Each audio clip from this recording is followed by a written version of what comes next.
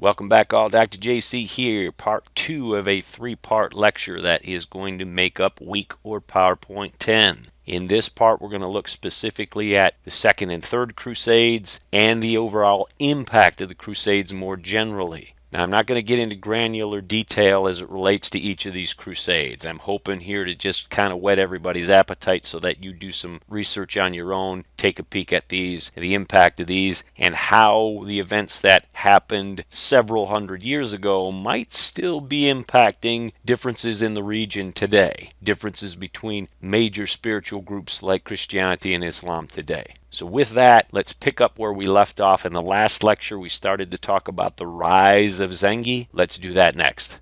While I didn't make too much mention of the Christian capture of the city of Jerusalem in the end of the First Crusade, it's worth noting here some of the actions that were taken by Christians there and the impact it's ultimately going to have not just on bringing together Islamic folks in opposition to Christians, but on Jewish folks as well. When the Crusaders captured Jerusalem, they proved to be very intolerant of not only Jewish folks, but Muslims as well, to whom they referred to as Saracens. Not only were peoples treated poorly and in many ways treated as second-class citizens, ridiculed, persecuted, so on and so forth, the actual symbolisms of these faiths were desecrated as well. Desecrated in the sense that they were taken down. So any symbols of Islam would have been taken out and the Christian cross or crucifix would have been placed up instead. Thus the Christians were clearly saying here, we are here to stay and you are beneath us.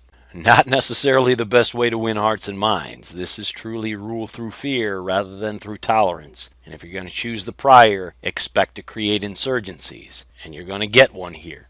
The first of two great Islamic warriors that we're going to talk about in this lecture is Imad el-Din Zengi. And Zengi is going to emerge out of Mosul, which was his hometown, his home city-state. Eventually, he will come to conquer Aleppo more diplomatically than militarily, and eventually much of Syria. Once he has much of Syria under his control, he then moves into these Christian city-states. While clearly Christian city-states here are going to be largely isolated, not really well supported, thus giving the advantage to Zengi and his warriors because they are fighting in their neck of the woods, so to speak. Zengi's really going to be able to tap into something else that's going to help his men. Ideology, the word jihad. Now we talked previously about jihad. And jihad is not a new term to Zengi or his men. It would have been around since the time of Muhammad himself. But it's important to note here that jihad will not be used by Muslims until the start of the Second Crusade. So this wasn't viewed as a holy war for Muslims until Christians had come in at the end of that First Crusade. Just something to keep in mind. And this is going to be an ideological weapon that's going to unite in many ways, not entirely,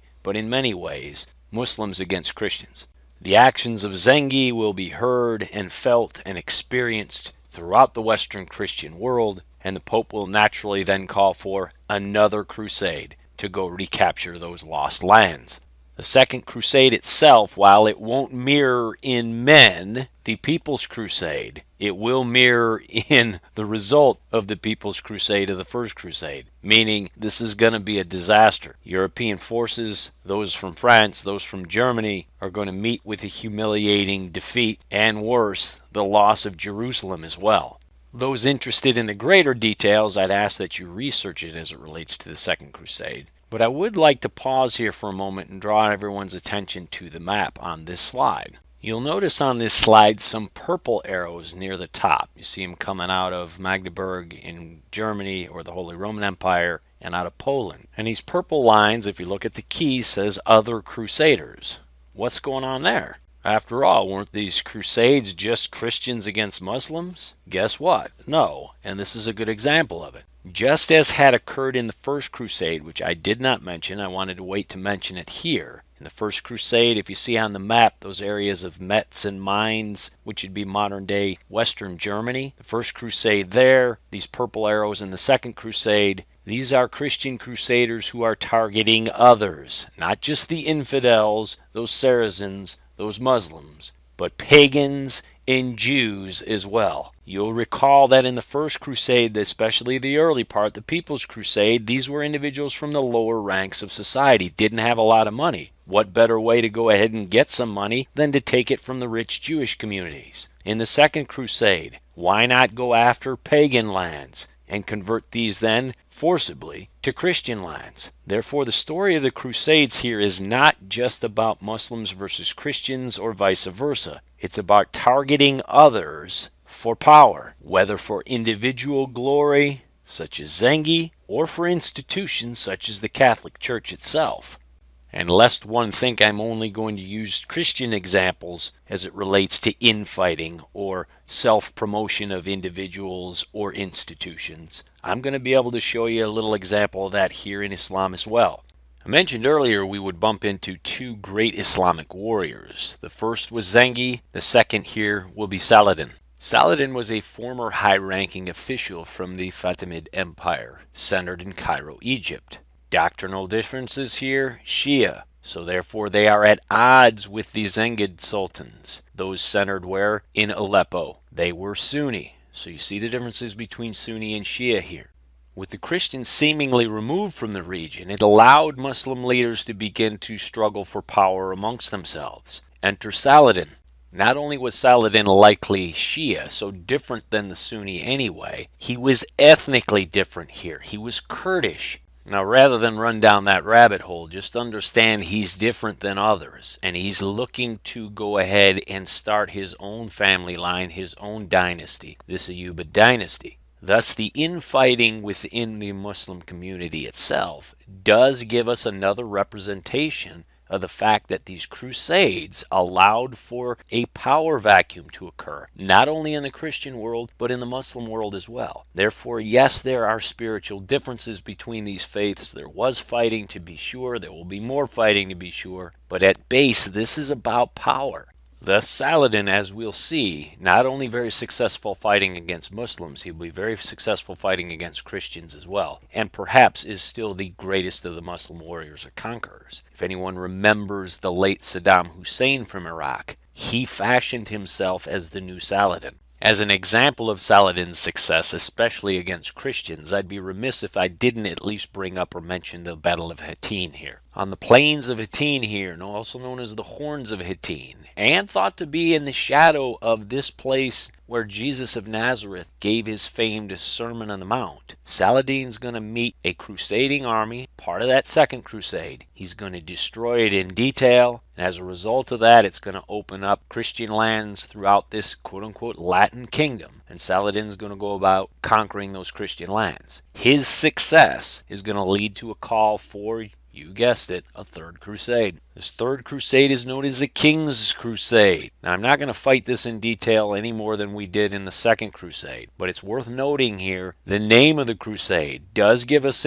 some indication of who's going to be marching here. These are the actual kings of Europe. And why shouldn't they march here? There's much to be gained, not only to reconquer Jerusalem, but to take down Saladin. You can do those two things, I'm pretty sure the Pope will be ready to look at you with all sorts of favor and say, yep, you might be the next Holy Roman Emperor. The three great leaders of the time across Europe were Frederick Barbarossa of Germany, Philip II of France, and King Richard I, also known as Richard the Lionhearted of England. This third crusade doesn't start off very well. The Germans, geographically being the closest, and of course, maybe Frederick Barbarossa sees an opportunity to beat the other two there. They set off first. They get to the Salif River in modern-day Turkey. Bam! Frederick Barbarossa dies. He drowns. As a result of that, his troops are like, you know what? Screw this. There's like some ill omen here, some ill feelings here. We're heading back home. See y'all. With Frederick Barbarossa gone, literally, that's going to leave Philip and Richard. Philip and Richard will work together with one another. They'll arrive in the Holy Lands. They'll capture the city of Tyre. You can see Tyre on the map here. It's north of Hattin. But then a change is going to occur. Philip II is going to return back to France. Now, the sources and definitely historians today disagree as to whether or not he really was ill.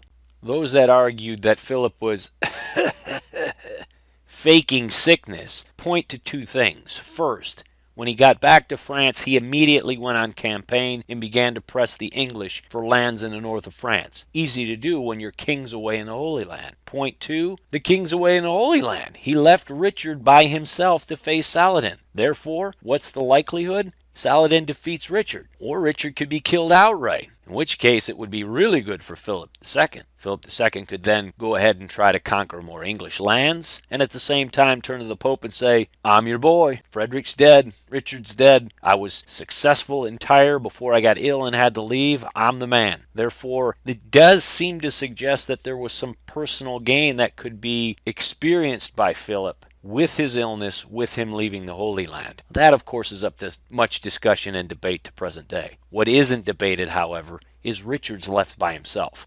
The pragmatic or prudent thing to do if you're Richard at this point is to probably pack your stuff and head back home too. Curiously, he stays. Not only does he stay, he successfully trades punches with Saladin. Saladin begins to gain a degree of respect for him. It's rumored that even at one battle where Richard was surrounded by Saladin's forces, Saladin sent in emissaries and said, look, if you surrender, dude, we'll give you free passage right on out of here altogether. Just go back home. Richard basically told him to pound salt. You feeling all froggy? Jump, bro. He was inviting an attack by Saladin, understanding that, if you lose, you probably lose everyone. As a result of that, Saladin, again, gains much respect for him.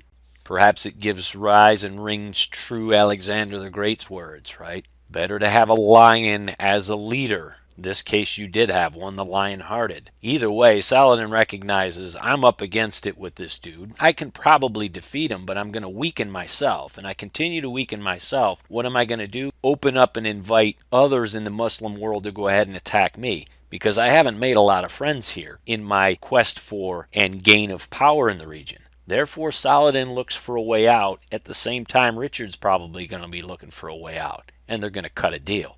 Thus, in September of 1192, both of these guys recognize we're not going to continue to beat the hell out of each other because we're both going to wind up out of power. Therefore, we're going to cut a deal. And we're going to cut a deal that's not going to be very well received by the hardliners in either of our places. No different than today, right? Hardliners don't like compromise. But for these guys, they recognize 50% of something's better than 100% of nothing. Saladin will say, we will maintain control of Jerusalem, but we will allow free access to the city for all Christians for spiritual purposes and for mercantile purposes. Christians will be allowed free passage in and out of the city, period. And that'll be the deal. And with that, it's going to bring an end to this third crusade. And naturally, the hardliners on both sides are going to push for what? Bam! A fourth and fifth and sixth and seventh and innumerable other smaller crusades. The last of the crusades will occur with the fall of the Byzantine Empire in 1453, when the Ottoman Turks will take Constantinople. We'll talk about that in weeks ahead. So what's the overall impact of these crusades then? We've established that it just wasn't Christians versus Muslims, Muslims versus Christians. This was at base about power because it seemed like everyone was fighting everyone at any given time if it meant they could gain some advantage from it.